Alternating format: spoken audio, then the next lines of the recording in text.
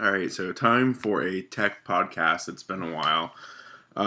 So what's going on in tech news? A bunch of Apple stuff coming up in the next month or so. Definitely the next 2 months, a bunch of stuff. First up is this weekend, Apple is going to be basically not closing down their shops because it's an overnight changeover, basically, for those in the retail world. But basically, what they're doing is Saturday night after stores close, they will basically be putting up a cover on the front window of the store. Uh, it's rumored that they are going to have about 10 to 15 employees per store for this overnight. Various back end employees, managers, uh, visual merchandisers, and basically what they're going to be doing is preparing for Sunday or for the next couple of weeks. Some people have called this the Apple Store 2.0 event, meaning maybe they're just updating the look and feel of the store. The nerd in me is hoping that this is some kind of big push the next couple weeks. Of course, upcoming is their Worldwide Developers Conference out in California. So who knows what they're going to be doing? It could be as simple as updating the look and feel of their store to as important as a new product launch. Upcoming events, they're going to be having their back to school promo starting the next week or two.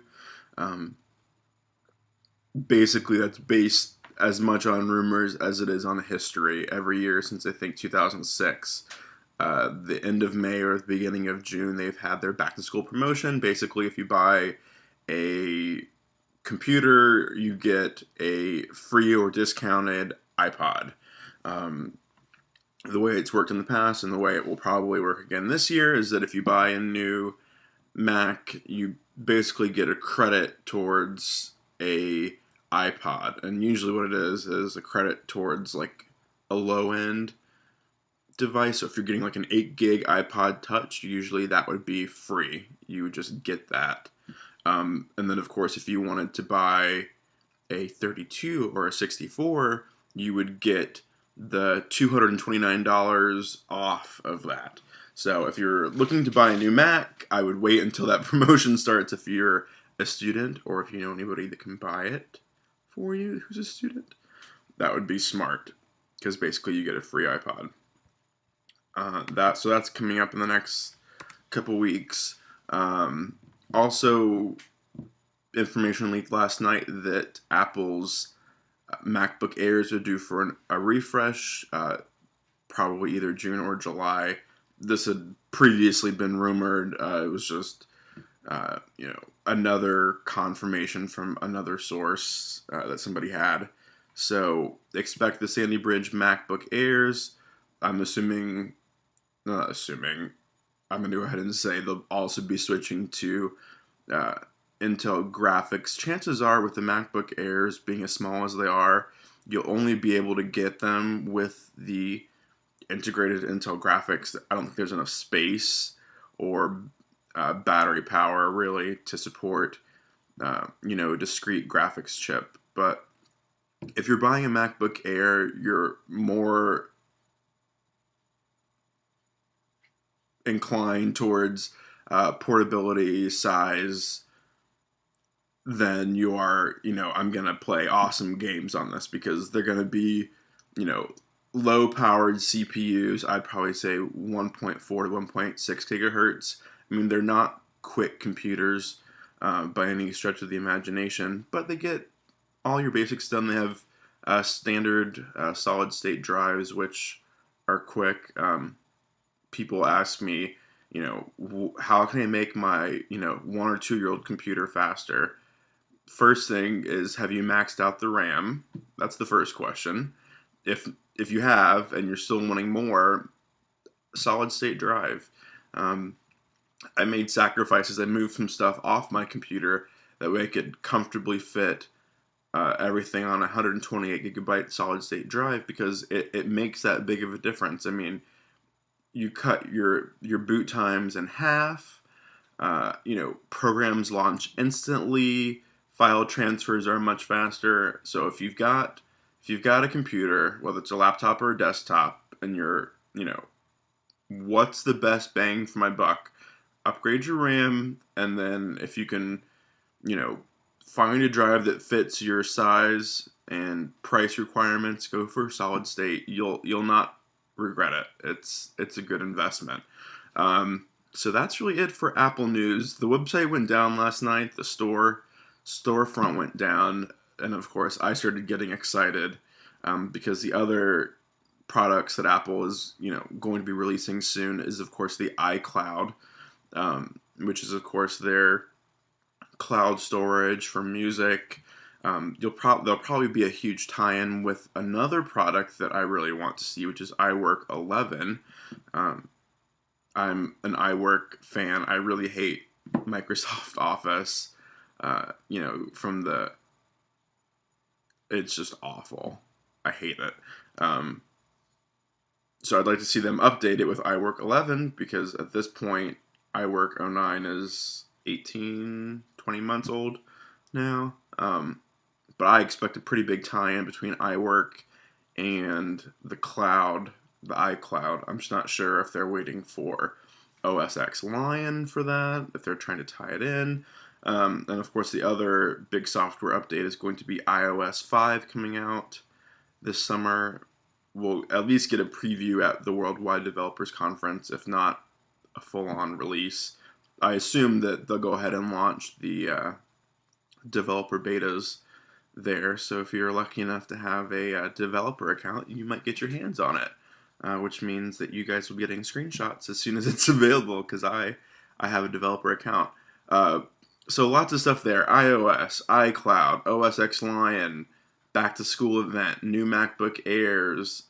So tons of stuff for Apple people a lot of stuff in the next 3 weeks, and then even more stuff in the next 2 months. So cool things happening there if you're a big Apple fan. And there was another device that there was a release yesterday of a teaser by Nokia, which is the correct way to pronounce that name. It's not Nokia, it's Nokia. And if you're around anybody from any Nordic country, they will correct you very quickly.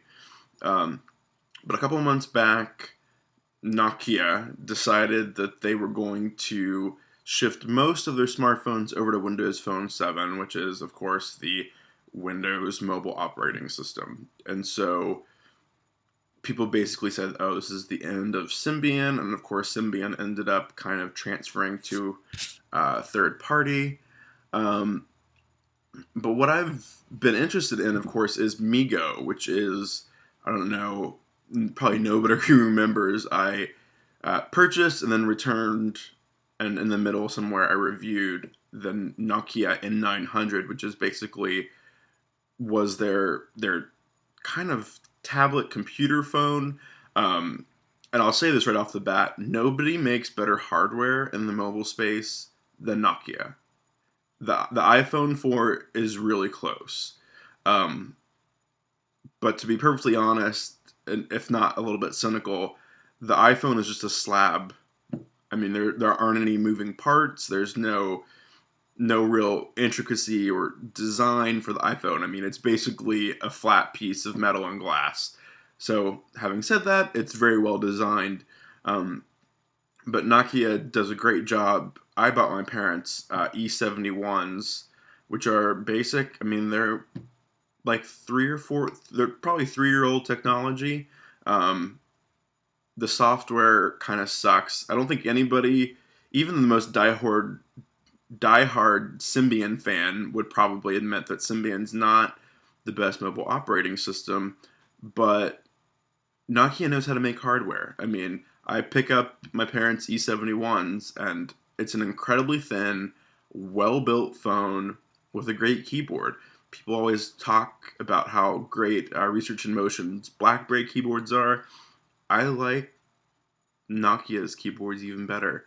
And if you were to like Google or poll geeks, they will tell you that Nokia makes great hardware. They just need to make good software.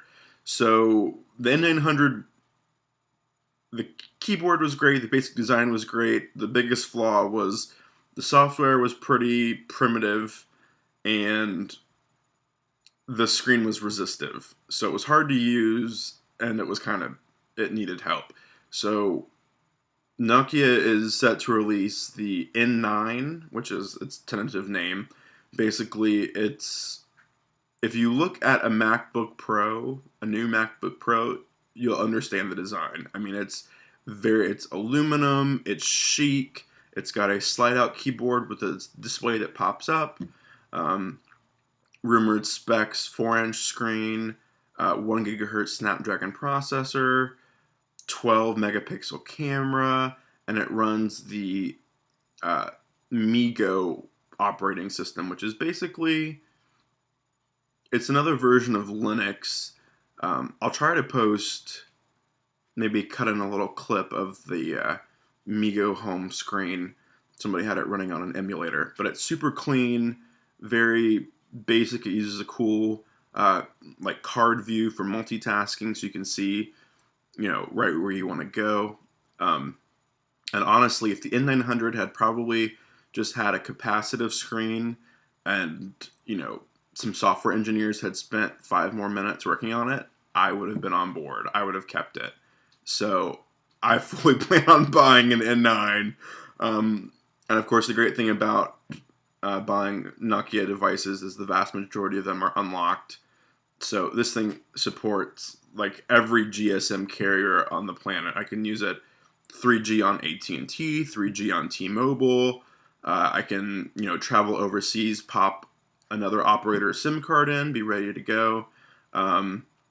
So super cool stuff there. Hopefully that phone's going to be released June or July. And I know we've moved into this world where everyone has dual core smartphones, but there's something about how Nokia designs their operating systems where they can use a slower chip than you'd think, and it flies. So the N900 flew on its chip, and that was a 2 or 3 year old chip. So I'm betting the N9 is going to be a screamer, and as soon as I get my hands on that, there will be a review up. But so that's pretty much it for tech news right now. Talk to you guys later.